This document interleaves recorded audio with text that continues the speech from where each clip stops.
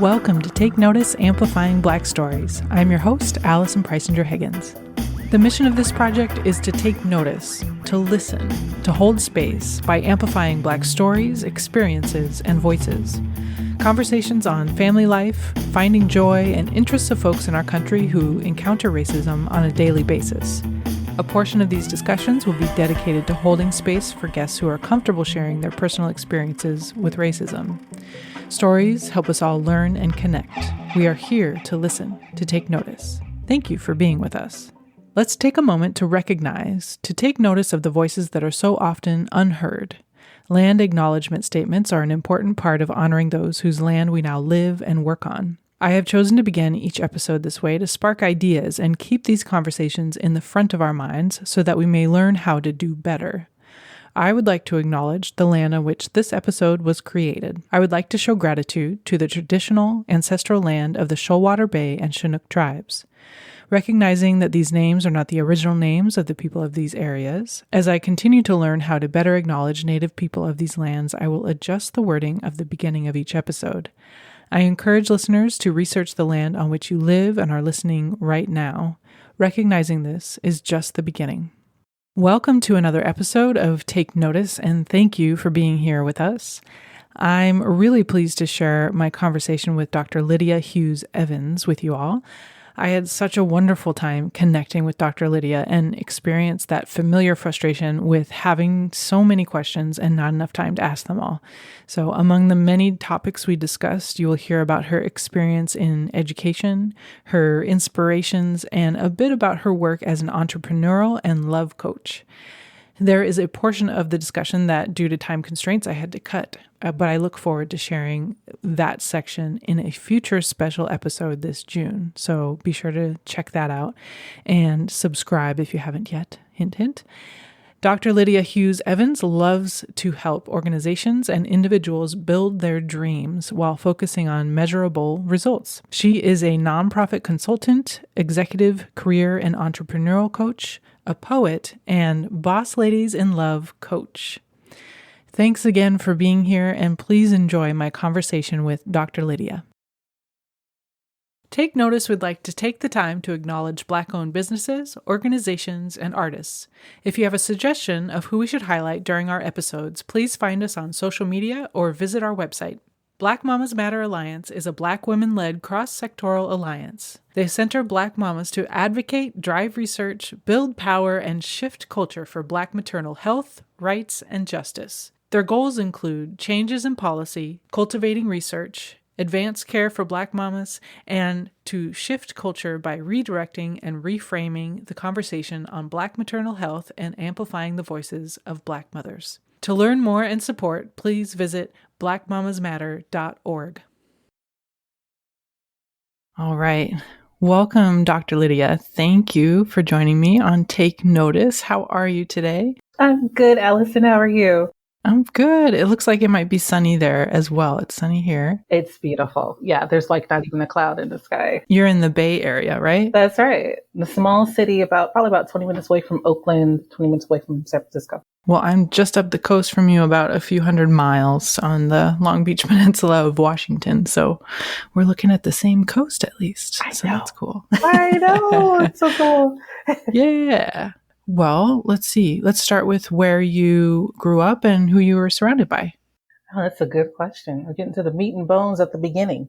Yeah. So I was actually born and raised in St. Louis, Missouri, in the north side of the city, which was very impoverished and kind of very racially segregated. So there was mostly only African-American people that lived in that area and kind of still that live in that area today. And there are some we call them mixed areas or mixed neighborhoods like in St. Louis, but most of them are either kind of like predominantly African-American and predominantly white. And then there's a few that are a mixture of other, as it were, there. So that's kind of where I was born and raised. And I grew up in the 90s. I was born in the 80s. So I was like coming of age in the 90s. My parents separated when I was 3.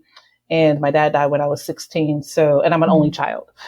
So it was just me and my mom for like most of my existence. So thinking about growing up in the 90s, it was tough in like any inner city area. The Bloods and Crips were like a thing. And, there was lots of gang warfare and drugs and violence and all kinds of other stuff. That was just a regular part of the community or the neighborhood of where we grew up. So, where I grew up. And and because that neighborhood, I guess it was mostly African American, I ended up going to like all Black schools, and pretty much K through 12. So, what that meant was that the student populations were all Black, but we had like white teachers and, things like that. But the students, at the school were mostly Black because they were it was like the neighborhood school, right? So this is the neighborhood was mostly Black, then the students were mostly Black. And I graduated high school in like 1999. So this wasn't like that long ago. Right. But this was the experience then. And even kind of like thinking about it, because the school was probably my high school, because the school was in such a kind of dangerous or impoverished area, I was like, we used to go through metal detectors just to get in and out of school, like every day. Like that was like normal. It wasn't like some sort of event that took place, that happened that all of a sudden, that was just a normal thing. We had to get wanded and, patted down going in and out to school. And actually the school was like across the street from like a really big park. And the park was also kind of where a lot of the gang stuff went on too. So it was quite an experience. Right. Being there and kind of growing up, in that era and in that neighborhood. And so for me, education was kind of the way out. That's what everybody told us. It was like, if you wanted to like have a different life or a better life, you wanted to be able to, get educated. Right. And so I kind of like really took that part seriously. I'm an auditory learner. So, there's different kinds of learning styles, right? And so I'm an auditory learner. And so that's how most teachers teach. So that's how most teachers teach. So school was really easy for me because I kind of naturally learned how most teachers teach. So that's the only reason why I think it was relatively easy, for me. And I was pretty active, like in school, because I got a lot of praise in school, for my academic stuff, but also, I was involved in a lot of different things in middle school and high school, particularly in high school. So I was in college prep actually, for high school. And what that meant was that I had the same teachers for like all 4 years. So I had like the same history teacher for all 4 years and the same science teacher for all 4 years. And it was a really incredible experience. You wouldn't have thought that the ghetto high school that I went to, actually, it was funny because I actually got accepted into the gifted high school. My grandmother on my mother's side said that it would be better for me to be, what did she say? A big fish in a small pond than a small fish in a big pond. So instead of going to the gifted high school where I probably actually would have been average because I didn't go to like gifted schools up to high school, I probably would have been an average student there. I went to the ghetto high school where I was like pretty high up, like in, in academics. So actually that turned out to be really, really well. And the St. Louis Public School District, they gave me a really good education. I mean, I really have to say, even at that impoverished school. So I was in college prep, and I ran like varsity track. I ran the 200 meters, the 400 meters, the open and the relay. I was usually the anchor on the relays. I was like senior class president. I was in the National Honor Society, concert choir. So I had a really kind of well-rounded, very busy, I think, high school. All right.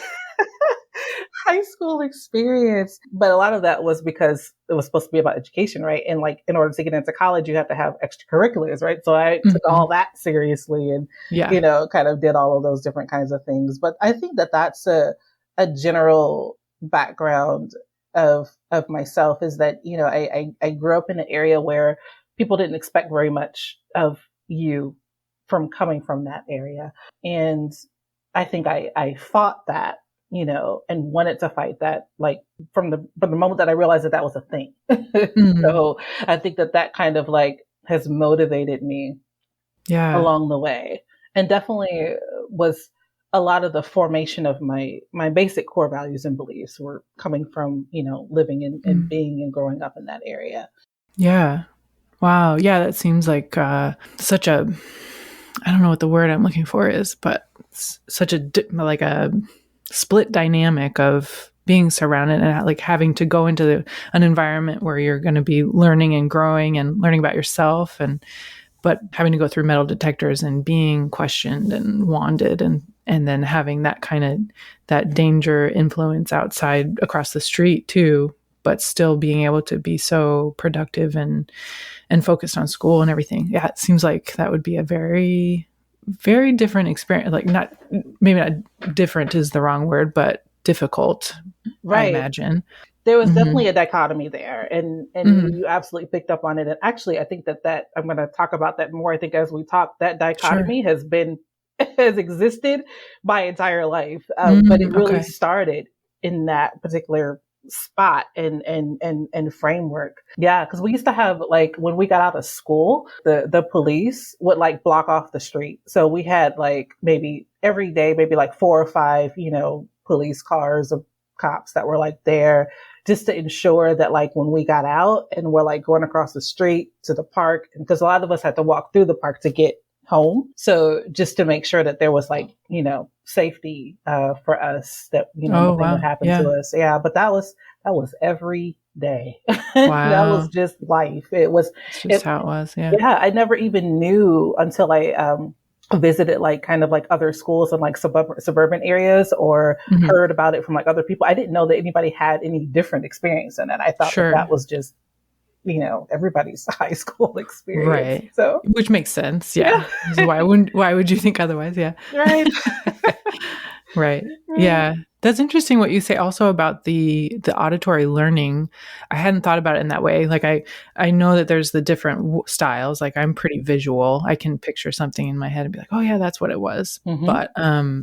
But I didn't think about that. That is very high school is very auditory. It's all talking or a lot of reading the text, but a lot of it is auditory. So That's right. yeah. That's I don't right. know. Yeah, that's a good point. It That's an plays a interesting point. Yeah. huge role in how people experience schooling, because that is how the traditional school system is set up, really, to Right. talk at you and to lecture to you. Even when you go to college, right? We lecture to Right. you for like 4 hours, right? You take Yeah. notes, right? So like, but if Yeah. that's not your learning style, then yeah, school is going to be pretty tough Yeah. for Yeah. you. Yeah. That's so interesting. Yeah, I'm thinking now, like, science and math. Yep, that was hard Right. for me. I wonder why. Yes. Oh, such a good point. Wow. So from there, did you? I have so many questions for you, but my next one is did you ended up going to college, obviously, Yes. because you're a doctor. Yes. So where was your where'd you end up after high school? So that's kind of funny. That's like a whole story of where I ended up after high school. So Oh yeah. Okay. actually, so I went to, so I told you, well, the area where I lived was mostly all Black. And then I went to college about 30 minutes away, and it was all white. Completely different neighborhood, very affluent neighborhood, where the campus is. Yeah, that was different. That was Oh different. yeah. But there was some things that prepared me to be able to do that, and some relationships that prepared me to be able to kind of make that transition. And I'll share one of those with you to help bridge Yeah. the gap of how I got to the all white. And- The all white college and like didn't die. So like, yeah.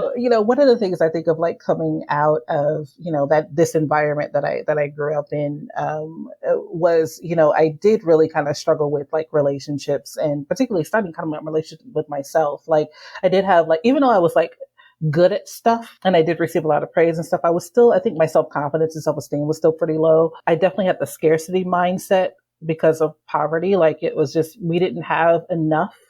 There was never enough like food. There was never enough money. Like, my mom didn't have a car. Like there were just like all these different things that like, we didn't have. And you didn't really know how much you didn't have until you went somewhere else and saw the juxtaposition. So, with me being involved in all those other extracurricular activities, like track, I would go to end up at a track meet at a different school. And we would walk through their school and see like their computer lab and stuff. We're like, we don't have a computer lab. Or, you know what I'm Right. saying? Like stuff Yeah. like that. Or even just the grounds of like the track was like, wow, like they have tennis courts and this and that. And we just have this dirt track, Mhm. Mhm.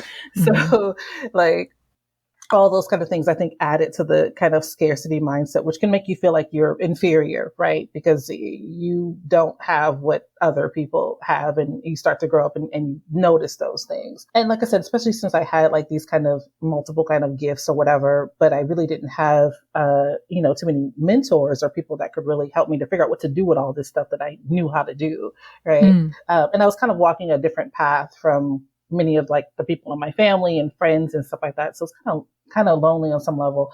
And then of course I was dealing with the trauma piece, right? It was just traumatic just living in the neighborhood, like period. Even if you didn't have like a mental health issue or a drug issue or an alcohol issue or nobody in your family did, just living in that place on that block was like traumatic, right? Like you didn't know, if you hear a sound, you didn't know if that was like a car backfiring or it's usually a gunshot. Like, and that probably meant that somebody got shot. And, and there was just so much, that were kind of going on, that was traumatic. So all those things were kind of really tough for my own kind of like relationship with myself and things like that. But in high school, I had, a teacher. And she was my history teacher. So I told you I was in college prep and I had her for 4 years.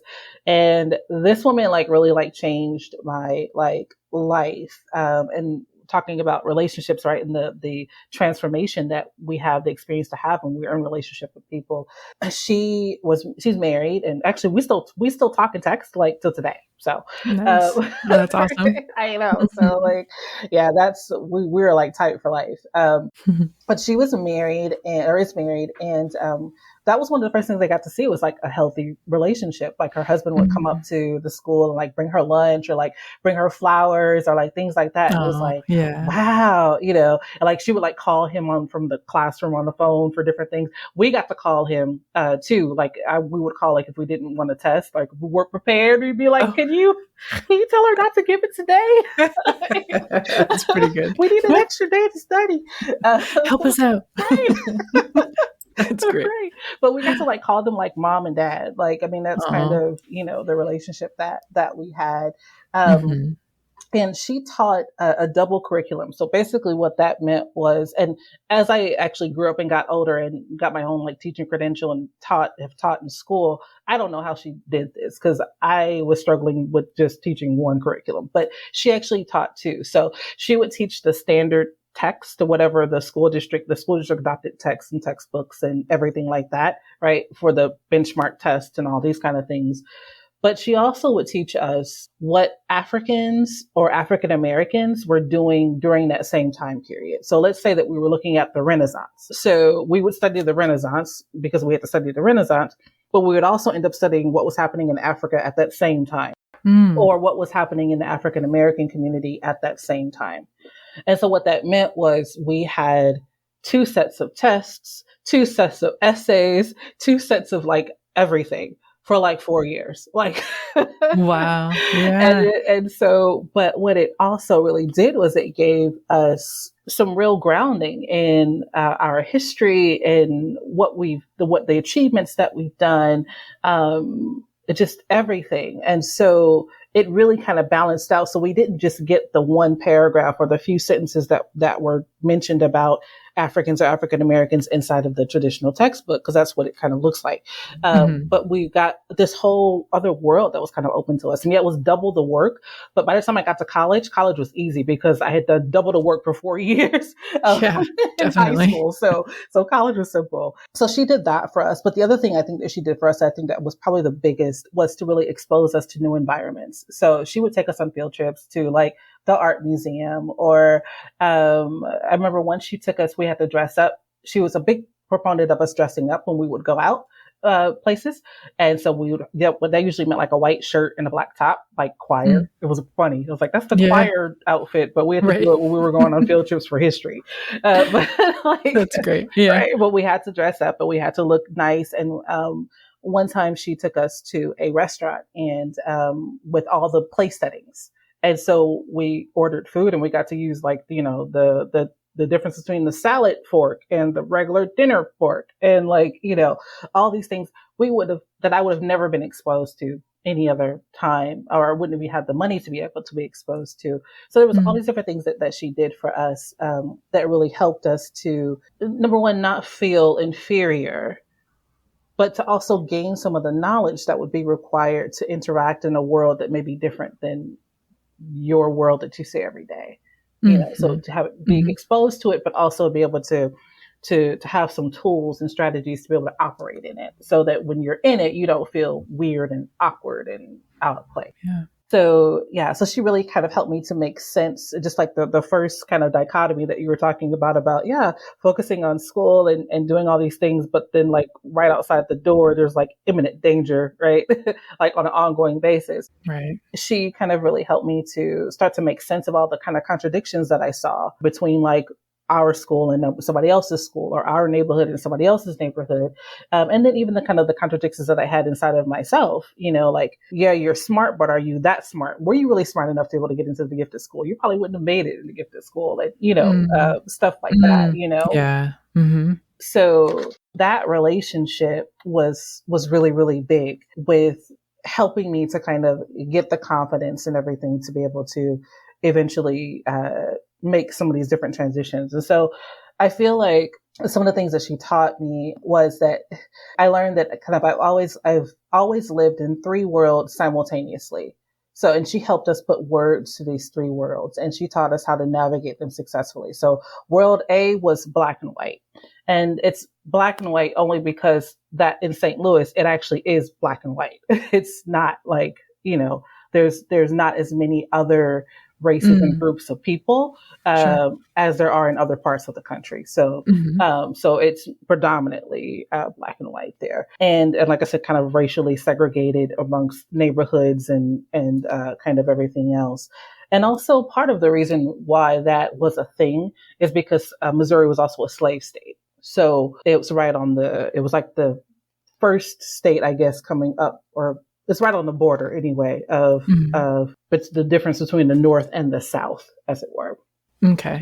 So Missouri had slaves. So there were, if you go down to like City Hall or like down to the Arch and stuff like that, you can see like the what do you call it? The chains and stuff that are still kind of like in the ground for like where the auction blocks were, downtown for historical purposes. But so there was always kind of this level of, I don't want to say oppression that you kind of feel, but I think that things are kind of different there if there was slavery present in the state. So that was world A, that kind of black and white world. World B was poverty and affluence, or somewhere along that spectrum, because there's that also plays a role, right? Sometimes it may be that may play more of a role than race does, in some situations. But if you don't have anything versus people who do have stuff, or you don't have access to resources versus people who do have access to resources, that's different, right? So you have to learn how to be able to kind of like to navigate that. And that's more of the case of that world is more prevalent here in California. So in California, it's less black and white, but it's more have and have not, right? So here it's like, I'm going to live next to, white people, black people, purple people, whatever, who are the same socioeconomic status as I am, right? And then people who are more affluent are going to live next to those people. But so it's not separated as much as white, black, and white. Right. But poverty and affluence. And then world C is kind of like within race, right? Because there's this thing that takes place there too, right? So that, and within race, you get both the black and white variation, and you also get the poverty and affluence, right? So within race, part of what we would talk about and what she would help us to understand was like, you'll have some people who identify more closely with being African American and some people who identify less with being African American. You'll get people who are saying, oh, you're an Oreo because you speak proper English, or you want to be white because your hair is straight and you get your hair pressed, or you have a relaxer versus letting it be natural. Things like that. That's going to take place, and you have to be able to figure out to be okay with that, right, for yourself. And then also there's poverty and affluence within race as well. So, there's going to be African Americans who have less, and those who have more, and their experiences are not necessarily going to be the same, and their values may not necessarily be the same, or things like that. So, so kind of learning and understanding that there were these three kind of worlds that are kind of always interfacing, and you're kind of interacting at different levels was super helpful to help me to kind of understand that. So that kind of helped to make sense of some of those dichotomies. So yeah, growing up and living in an all Black neighborhood. And then I forgot to tell you, I lived in an all Black neighborhood, but I grew up in an all white church. Oh, okay. Yeah. So, right. Yeah. So I was Another dichotomy. Another dichotomy, right? Like, and so that church is about 20 to 30 minutes away from where I grew up. And that church is in Ferguson, Florissant, which used to be predominantly white, but is now not predominantly white. Predominantly is more African American than it was when I was growing up. Right. Mm-hmm. So, and then that also kind of segues into going to schools that are predominantly Black, but then going to an all white college. Right. So I'll stop there to see if you have anything to say, then we'll talk about college. Right. Oh man. Yeah, that's so interesting. It sounds like she gave you just such a great foundation of knowledge of the world. Like what you're describing, that reminds me of what I've been reading about even just recently about intersectionality.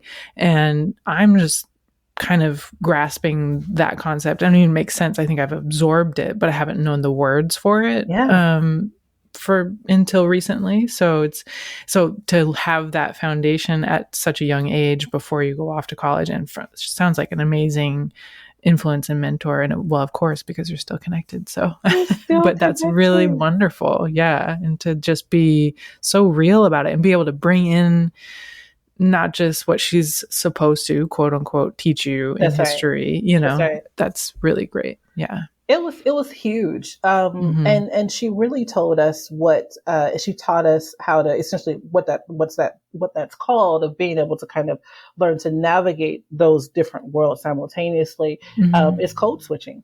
And that's what she taught us how to do. Right. Yeah. Because when you're so if you're in the hood and you're talking to people in the hood, you're not going to speak to them the same way you're speaking at a job interview, right? And if you do, you're probably going to get beat up. So you have to have to change your language. You have to drop your R's and at the ends, and there's like certain things that you have to be able to do be able to be in relationship within that particular community. And then when you go to the job interview, you have to speak a different kind of language. Otherwise, they're going to think that you're not educated and, not hire you for the job. Right. Right. So, and so being able to learn how to code switch, but not to lose who you are authentically. Right. That was my next thing of like, how do you find you in all of that? That would be the key.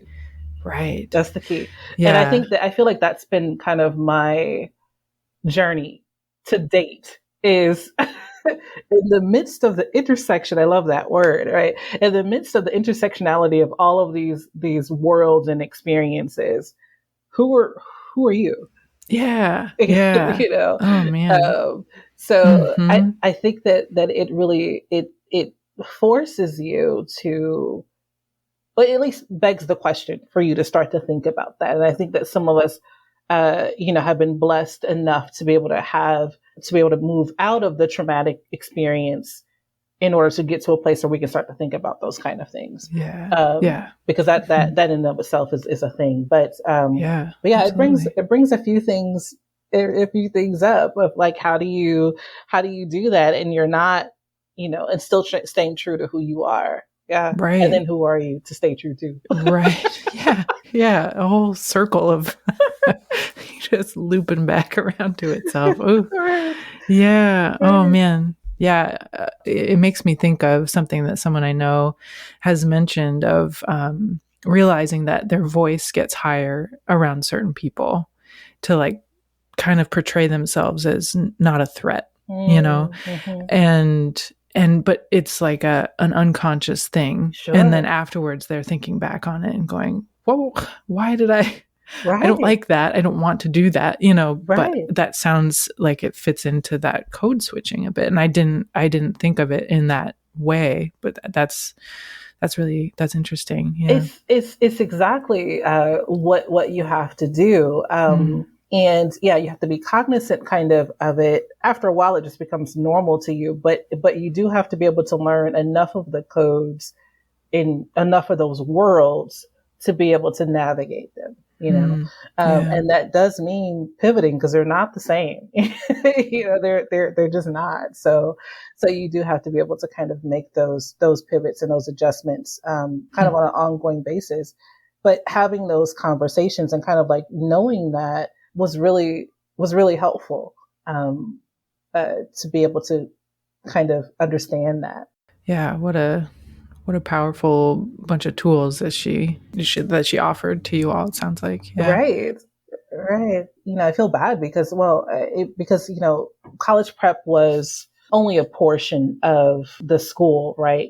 Was in college prep. So it was like one of those, like, you know, how they have like different academies inside of a school, you know? So there was like college prep, and then there was like, you know, general ed, and there was like some other, maybe like tech kind of, you know, grouping of like, so the students who went through college prep, we were like kind of like a cohort, right? And so all of us kind of went through our classes together and everything like that. But I don't know, I guess I wish more people would have had exposure to that kind of experience. Sure. Yeah, absolutely. Yeah, because it was definitely helpful. And I definitely got to see when I went into college, I was interacting with other African American people who had went to mixed schools. Their experience was much different, of kind of growing up and everything like that. And it seemed like they didn't quite have as much of the tools that I had that you wouldn't have thought you would have gotten in the ghetto school. Sure. Yeah. It makes me wonder. So I'll ask you this question real quick, and you can decide to not answer it if you'd like. But and then I would love to hear about your college experience. But it makes me wonder, ideally, would we be working? I'm imagining we'd be working towards a world where we don't have to think so hard about how we are in certain situations. We could just be and focus on the part where we're learning about ourselves. And then whatever that is, like if you're in the interview, trying to get the interview, and, you know, if you're just you and, you know, you're a good fit, then that's great. No matter how you are dressed or sounding or anything, you know, it just makes me think about that's that, right. You know, that would take, I think, a lot of the stress off of whoever the minority is, I guess, you know, if you didn't have to, because I think that this experience is something that's unique to minority groups, of having to navigate it from this end. I think that it's a different experience of navigating it from the majority group. But yeah, if it was just about how great you were. Right. Not about all those other things. If you weren't being judged on so many different types of criteria simultaneously, I think that would open up a lot of doors. Yeah, for more people. Yeah. Mm-hmm. And, you know, I mean, just thinking about it, I mean, if you're wanting to go be a lawyer, I mean, there's some set things that you need to know and do and all those things. But in general, if you're aligned with your culture and who you are and bring that to the table, then unless you have something else to say about it, I would love to hear your college experience that you were leading towards. Oh my gosh. So it was really great. So I can't, but it was a very much of a pivotal kind of experience in my life. Sure. So I go to the all-white college, and so there was probably about maybe 2,500. It's a small school, so maybe 2,500, 3,000 students, and there were 35 Black students, total, from freshman to senior. Wow. So it was very much that. Now I will say it was. I say it's all white, but it's not quite true. There was a fair amount of international students, so I'll say that there were people who were from other countries and stuff. But as far as like Americans, it was mostly white, and then Black people.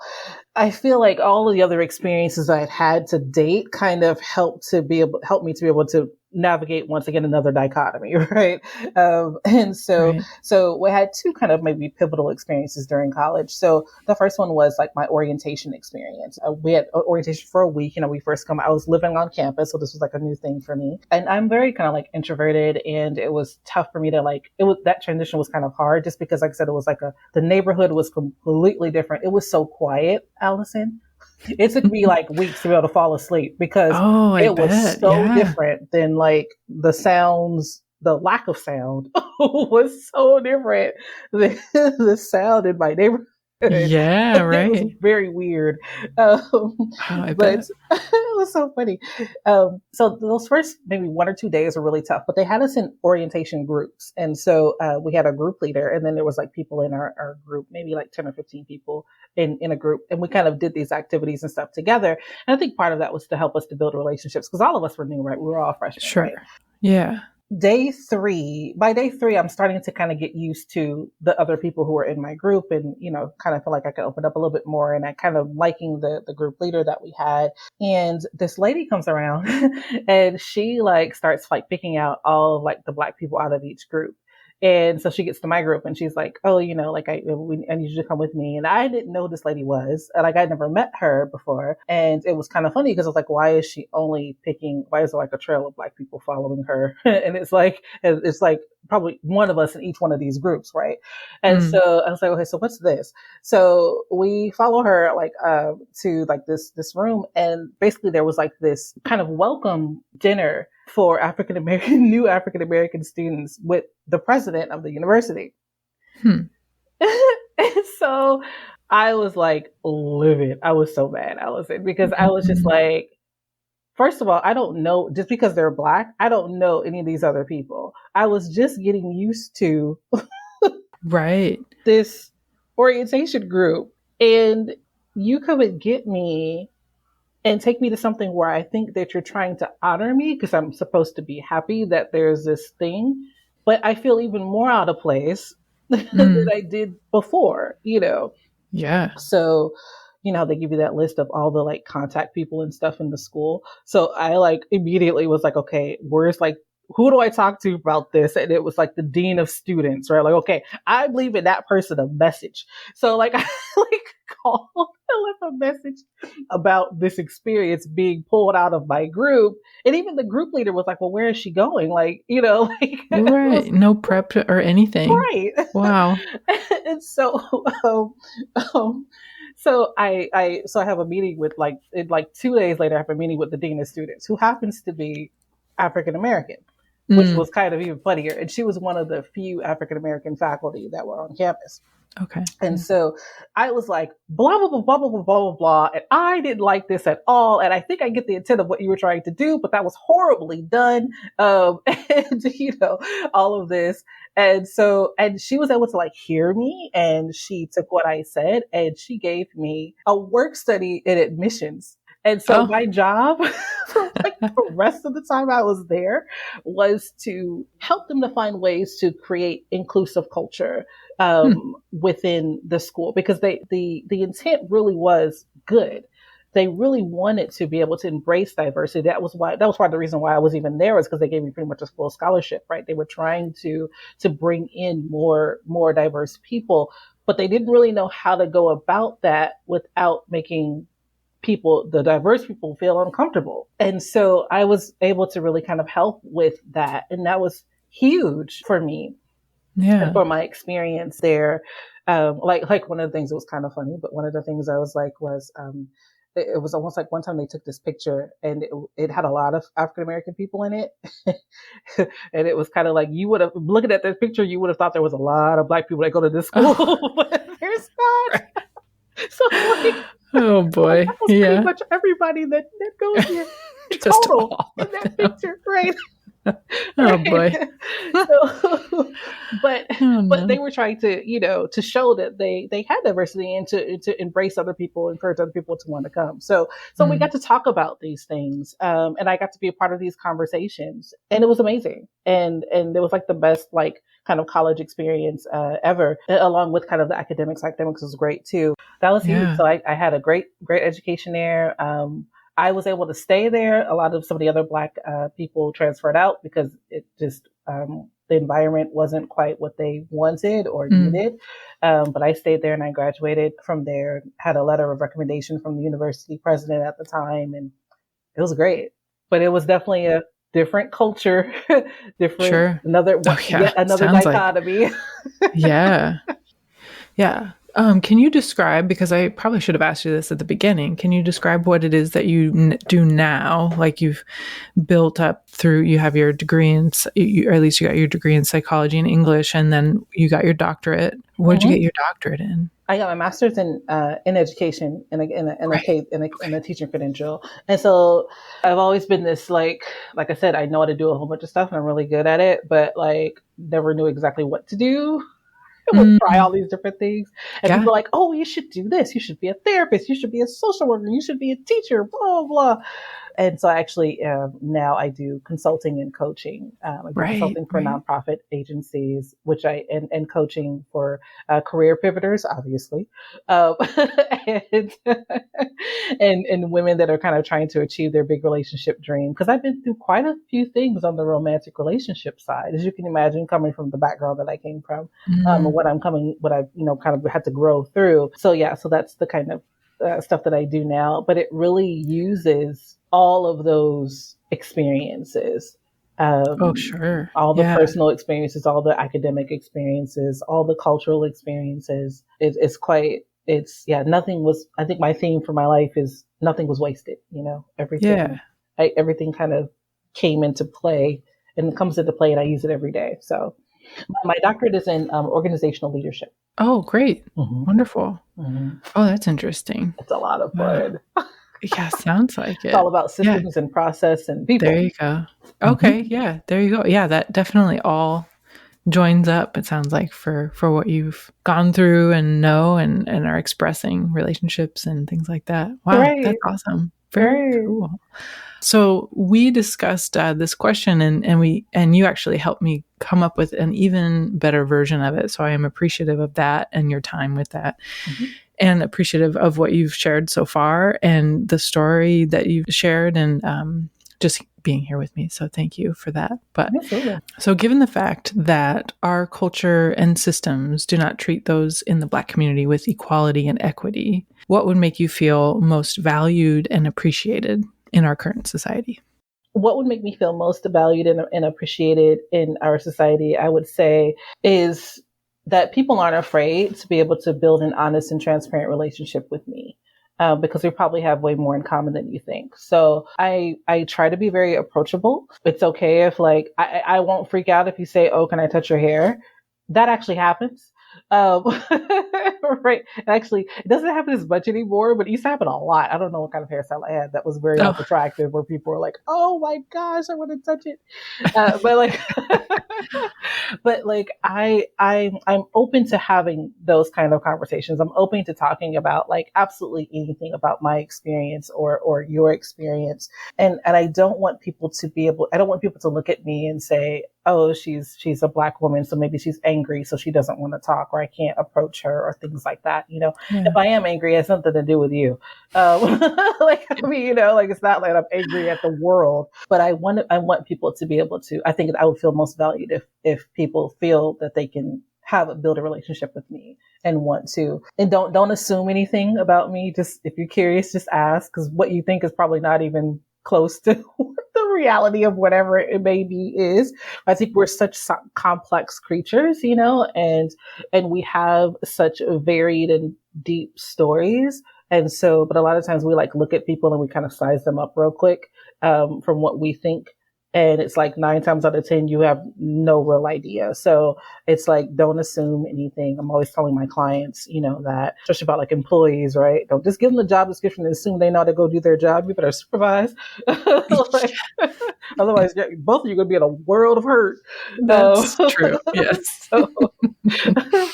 And that people value me enough to take a chance on me. And I feel like that has happened. That's probably one of the things that's really been a blessing in my life, is that I have had people take a chance. I've had jobs that I wasn't qualified for, but the person who I was interviewing with, felt that I could see my potential, even if it wasn't all the way there, and was like, let's give her a try. I've been promoted to positions or allowed to do opportunities that may not even have been something that I would have thought of, but somebody else saw something in me and said, hey, let's do this. Or do you want to do this? I'm like, yeah, sure. And it turned out to be something that was really great or that I was really good at, and really enjoyed doing. So I think those are the three things: being willing to build a relationship with me, don't assume, and take a chance on me. Yeah. That would make me feel valued and appreciated. Yeah. Thanks for sharing that. That's Yeah. a great answer. What do you feel most grateful for? I feel most grateful for, I think, number one, just being exposed to so many different things and being pushed out of my comfort zone so many different times and having to kind of like reacclimate and kind of like find my footing. And I feel like that has been such a huge advantage to have built that muscle and to know that I could walk into any place, be it completely different people, different cultures, different whatever. And I can acclimate, and I can not only acclimate, but I can like thrive, not just like, barely make it there or like be there and wishing that I could go back, but I can actually make a world for myself, a life for myself in this new place and space. And that really occurred to me while I was prepping for this podcast. And I was like, wow. And I use that so much as a business owner, because as a business owner, you're always having to grow and evolve and try new things and step outside of your comfort zone and things like that. And it's like, I think that's why that kind of comes naturally to me to be able to do. But I take it for granted that it was all those experiences, all those, dichotomies that helps me to be able to do that. So I'm actually really grateful for that. And I'm definitely grateful for the transformational relationships that I've had. My high school history teacher was one of them, but I've been blessed to have a lot of people, both African American and non-African American, who have stepped into my life and spoken into my life and helped me to get to a new level, who've seen my potential and given me a chance. And so I think the next thing I'm grateful for is just like kind of what you alluded to earlier, Allison, of kind of being taught how to play the game at an early age and knowing that it was a game and that there were rules to this thing. And like, if you could figure out the rules, then you can play the game, right? If you don't know what the rules are, then you're going to always struggle and you're going to always kind of run into these barriers, and you may not even know why you're constantly running into these barriers, but it's probably because you don't know what the rules are here for this particular game.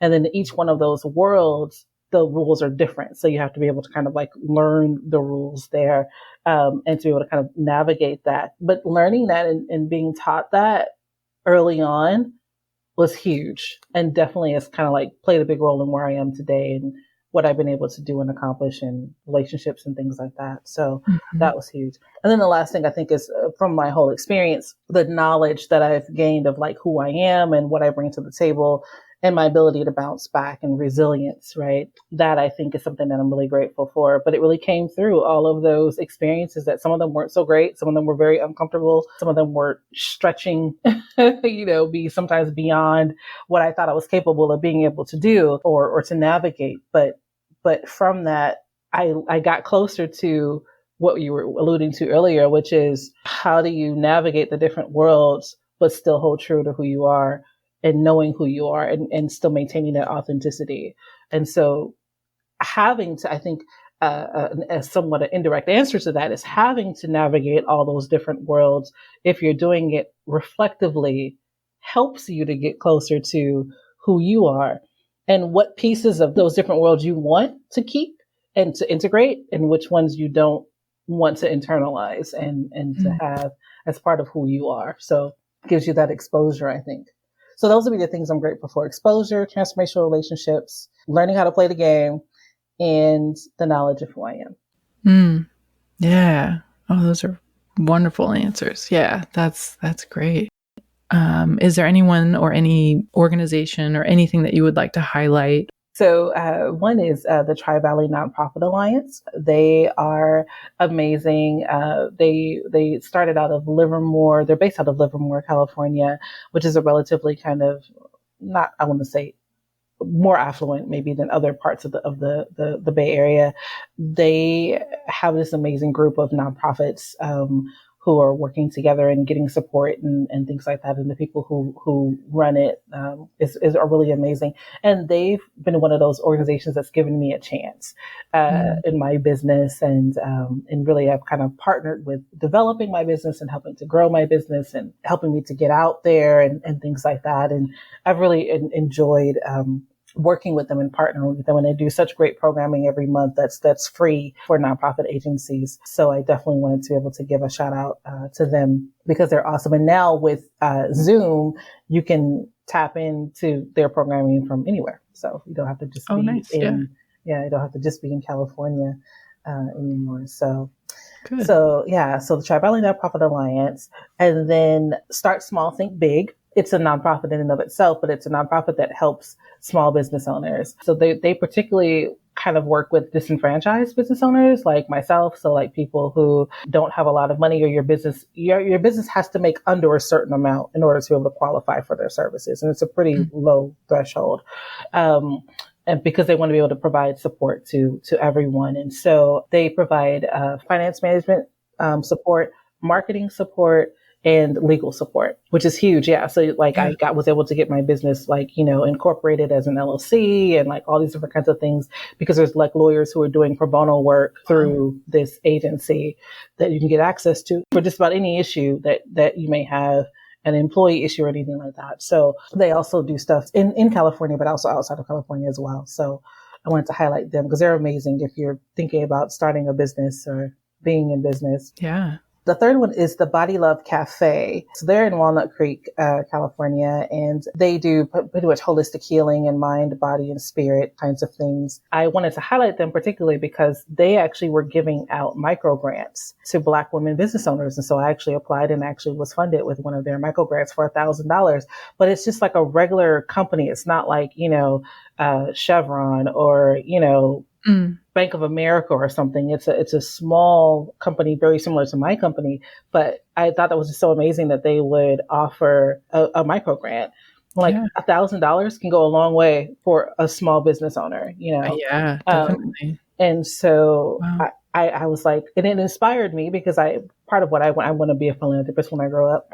But it inspired me to even think about how can I give money back, from my own business, right? Something like that. I think that's probably something that I want to do maybe even this year, or maybe even definitely next year for sure, is to be able to, so that we can give micro grants, right, to small business owners. But I just thought that was so brilliant. And I was just so honored to be, just a regular everyday, business, but trying to find ways to help other businesses. And so I thought that was huge. And then, of course, I had to amplify myself. So definitely my business, Pure Momentum Consulting LLC, and we do nonprofit support, particularly in management and operations. And then I also do career coaching for people who are looking to pivot careers or make any changes, or even thinking that you want to move careers and possibly open up your own business. Come talk to me before you do it. And then I have my online group coaching course of Boss Ladies in Love. So those are women who are like winning in most areas of their life, and also wanting to win in love as well. So that's what I do. And it's like the best life ever, Allison. That's awesome. So much fun. That's the goal, to be able to do your own thing. Right. That's awesome. And actually be able to also eat too. Do your own thing. I guess that's, right. I forgot that part. That's important. You gotta be able to eat too. Yes. And we will put all that information in our show notes and on our website so people can find you after they listen to your great stories. Right? That would be awesome. Yeah, that's so cool. Yeah, I'm happy for you that you get to do the thing that you love. That's awesome. Sounds like anyway. It's amazing. It's awesome. It's amazing. Every day of it is amazing. And I get to do stuff like this, which is just really awesome. And I'm so impressed by the platform that you've created here for people to be able to share their stories, and your approach that makes it so that we can just open up and be ourselves. That's like everything. Oh, I'm glad. Yes. Yeah, I appreciate that a lot. Yeah, that's what I'm working towards anyway. Yeah. Wonderful. Well, I am so glad to have been able to spend this time with you. Thank you so much, Dr. Lydia, for joining me on Take Notice. And I hope that we can stay connected and maybe connect again for a future episode of this project. Absolutely. It would be my pleasure. I'd love that. Wonderful. Thank you so much, Dr. Lydia.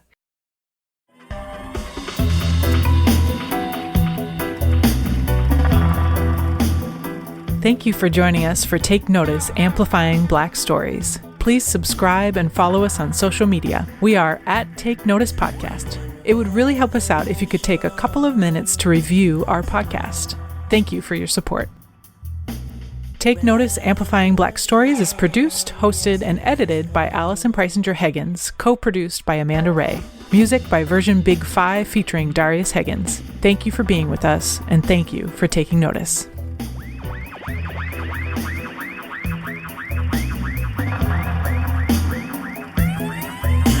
Saying that they